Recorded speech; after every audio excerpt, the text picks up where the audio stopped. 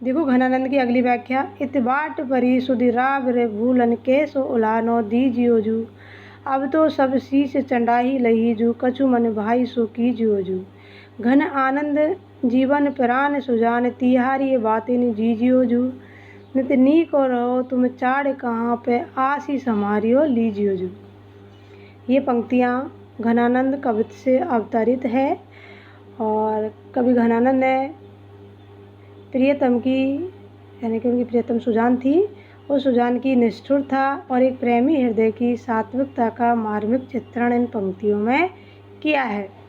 और स्मृति और विस्मृति के माध्यम से बड़ा ही हृदय वृद्धारक चित्र इन पंक्तियों में उपस्थित हुआ है। देखो, इत बाट परी सुधी, कवि घनानंद अपनी प्रेमिका को लक्ष्य कर क्या कह रहे हैं। देखो, इत बाट परी सुधी, कि हमारे और तुम्हारे मध्य, कि मेरे और तुम्हारे बीच में स्मृति और विस्मृति का जो विभाजन हुआ है, जो बंटवारा हुआ है, उसमें तुम्हारे हिस्से में तो मुझे भूल जाना आया है और मेरे हिस्से में हमेशा तुम्हारी यादों को हृदय में बसाए रहना आया है। अर्थात तुम तो मुझे पूरी तरह भूल चुकी हो और मैं तुम्हारे लिए पल पल तड़प रहा हूँ, इसलिए कैसे उलाहनो दीजियो जो। मेरे हिस्से में आपकी स्मृति आई और आपके हिस्से में भूल जाना ही आया, तो अब मैं आपको कैसे उलाहना दूँ। अर्थात आप मुझे पूरी तरह भूल चुके हो, तो इसकी उलाहना मैं आपको कैसे दूँ, क्योंकि जब मेरे हिस्से में तुम्हें याद करना ही आया है तो मैं तुम्हें उपालंब देने लायक भी नहीं हूँ। इसलिए कहा उलाहना का अर्थ होता है उलाहना, ठीक है, उपालंब जिसको कहते हैं। अब तो सब शीश चंडाही लही जू, कछु मन भाई सो कीजियो जू। अब तो मेरे हिस्से में जो कुछ भी आया मैंने उसे स्वीकार कर लिया है, इसलिए अब तुम्हें जो अच्छा लगे वो कीजिए, मुझे इस बात से कोई आफत नहीं है। ये उपालम व्यंग्यात्मक भाषा में कह रहे हैं कि अब तो सब शीश चंडाई ली, कि मेरे हिस्से में जो कुछ भी आया उसको मैंने स्वीकार्य कर लिया है, मैंने उसे ग्रहण कर लिया है, मैंने उसे सहर्ष स्वीकार कर लिया है। जू कछु मनु भाई सो कीजियो जू।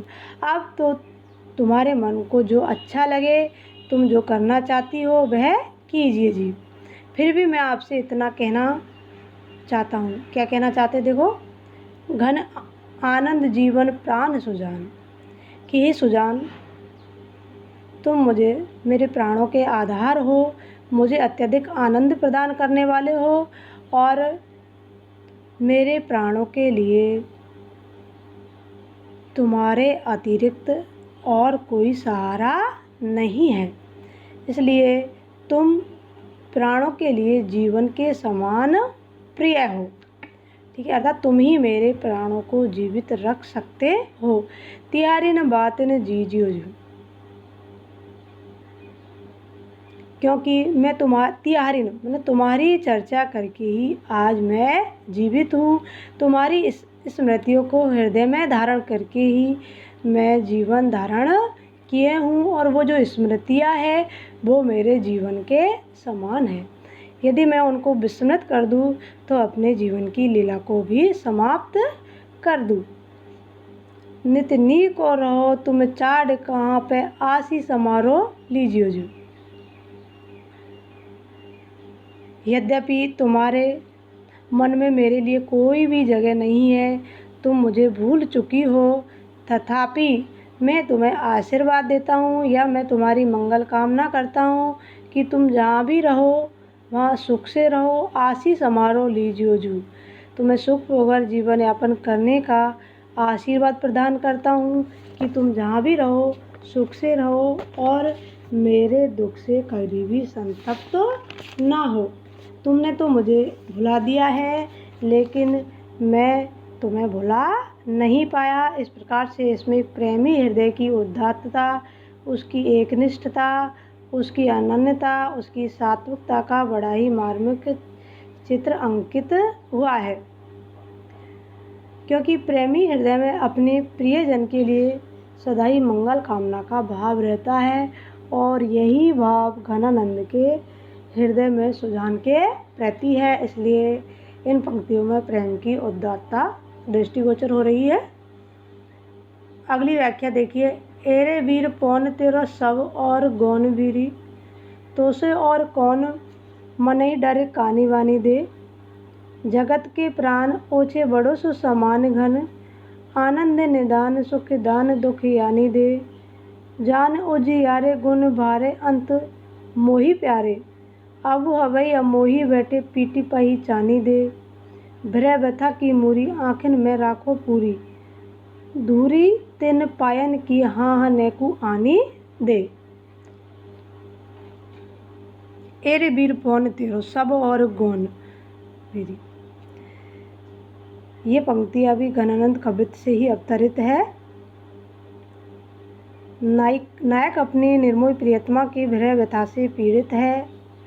तब वह वायु को अपना दूत बनाकर निवेदन करता है कि प्रियतम के पैरों की जो धूल है उसे ला करके तुम मुझे दे दो, ताकि उस धूल का स्पर्श करके जो मेरी भ्रय व्यथा है वह थोड़ी बहुत कम हो जाए। देखो किस प्रकार से घनानंद अपने भावों को अभिव्यक्त कर रहे हैं। देखिए, एरे वीर पौन तेरा सब और गौन। वीर का अर्थ यहाँ भाई है, पौन का अर्थ है हवा या वायु, और जो वीरी है उसका अर्थ है बीड़ा उठाने वाला। हे भाई पवन, तुम्हारा इस धरती पर सब और गमन रहता है।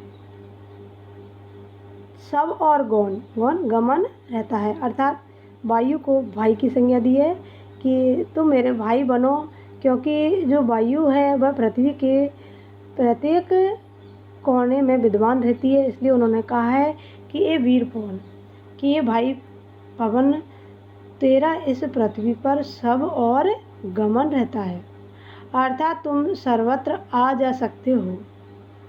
इसलिए अपनी बहन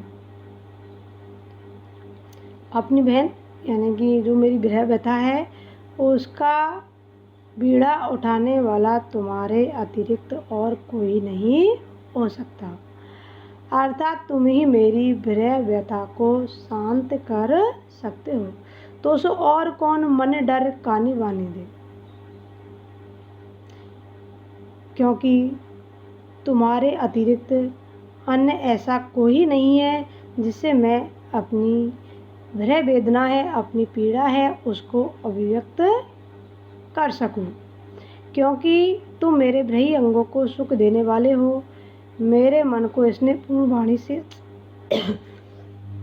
संतुष्ट करने वाले हो। तुम इस संसार के प्राण हो, जगत के प्राण ओछे बड़े सो समान गण, और छोटे और बड़े सभी प्राणियों पर समान उपकार करते हो, सभी का समान भला करते हो। ओछे बड़ों से समान यानी कि वायु सबको समान मिलती है, चाहे कोई दुष्ट हो या कोई सज्जन हो। आनंद नैकान सुख दान दुख यानी दे। इस प्रकार तुम आनंद के भंडार और दुखियों को सुख देने वाले हो, है ना। सुख दान दुख यानी दे। दुख यानी माने दुख, जो दुखी प्राणी है उनको सुख दान, सुख का दान करने वाले हो। जान उजियारे गुण भारे अंत मोहि प्यारे। इस प्रकार तुम आनंद के अति भंडार हो। उस घनानंद जी कहते हैं कि उस नायिका ने पवन से कहा, क्या कहा कि मेरे प्रियतम सुजान सभी गुणों से संपन्न है और वे मुझे अत्यधिक अच्छे लगते हैं या अत्यधिक प्यारे लगते हैं। जान उजियारे गुण भारे अंत मोहि प्यारे, कि वो अनंत गुणों के भंडार है और वो मुझे बहुत अधिक प्रिय लगते हैं। आओ है अमोही बैठे पीठी पे ही छानी दे। परंतु अब वो निर्मोही हो गए हैं, उन्होंने मेरे प्रति निष्ठुरता धारण कर ली है। इसलिए मेरे प्रति उनका जो स्नेह भाव था वह भी वे भुला बैठे हैं, अर्थात उन्होंने अपने हृदय से मेरे प्रति जो स्नेह भाव था उसको भी निकाल दिया है। इस कारण से वे मेरे पास नहीं आ रहे हैं। ठीक है, पहचानी दे, यानी मेरी जो पहचान थी उसको मिटा दिया है, इसलिए वो मेरे पास में नहीं आना चाहते हैं या मेरे पास में नहीं आ रहे हैं। फलस्वरूप मैं उनकी विरह व्यथा से पीड़ित होकर हमेशा अपना जो प्रियतम है उसको अपने नेत्रों में बसाए रखता हूँ। विरह व्यथा के मूरी, मतलब विरह व्यथा से मूरी माने पीड़ित होकर के आँखिन में राखो पूरी, मैं हमेशा अपने नेत्रों में उन्हें जगह दिए रहता हूँ, अर्थात मेरे नेत्र उनके रूप सौंदर्य का ही पान हमेशा किया करते हैं। धूरे तिन पायन की यहाँ नेकू आनी दे, इसलिए तुम्हें मेरी शपथ है कि प्रियतम के पास जाकर उन्हें मेरा संदेश देकर आओ तथा उनके पैरों की थोड़ी धूल ला करके तुम मुझे दे दो। तिन पायन, पायन पैरों की, धूरी मानी धूल, धूल ला कर के नेकू हानि दे, थोड़ी सी मुझे दे दो, ताकि उसके स्पर्श से मैं अपनी जो विरह व्यथा है उसको शांत कर सकूं और प्रियतम से मिलने के सामीप्य का अनुभव कर सकूं। इसलिए तुम मुझे उनके चरणों की धूल ला करके मुझे दे दो। नायिका की विरह व्यथा की व्यंजना कर उन्मादित अवस्था का सुंदर ही चित्रण किया गया है और उपालंब पूर्ण या उपालंब युक्त भाषा में अपनी बात कही है। तो इन पंक्तियों में घनानंद की विरह व्यथा का मार्मिक चित्रण हुआ है और वो सुजान का जो विश्वासघात था उनसे उन्हें गहरा आघात होता है और उस आघात से पीड़ित होकर ही वो वायु से ये अनुरोध करते हैं कि तुम मेरा संदेश प्रियतम तक पहुंचा दो। Thank you.